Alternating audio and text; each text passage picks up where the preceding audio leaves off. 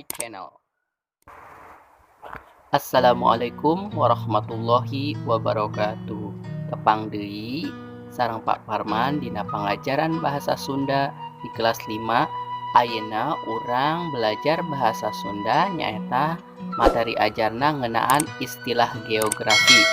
Mangga anu teu acan subscribe heula. Hatur nuhun. Wilujeng Nakseni. Tujuan pembelajaran dinten ayeuna nyaeta anu kahiji, siswa paham kana istilah geografi. Anu kadua, siswa paham kana rupa-rupa istilah geografi. Naon ari istilah geografi teh? Istilah geografi nyaeta mangrupikeun kajian ngeunaan patempatan atawa wilayah nu aya dina basa Sunda, nu aya hubunganana jeung fenomena fisik alam sareng manusia di permukaan bumi atanapi alam dunia. Pek ditenan ku hideuk istilah-istilah geografi di handap ieu. Anu kahiji, alun-alun. Hartina tanah lapang hareupeun kacamatan atawa kabupaten. Babakan artina lembur anyar. Babantar bagian walungan anu lear tur deet. Jungkrang hartina legok nu jero sarta sisi-sisina gurawes.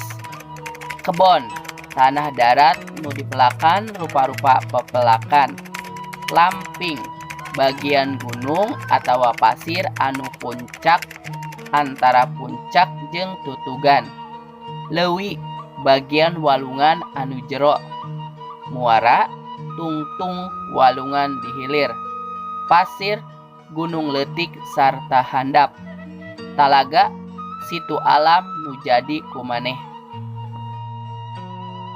Anu salajengna nyaeta reuma. Artina tanah darat huma. Huma artina kebon nu dipelakan pare.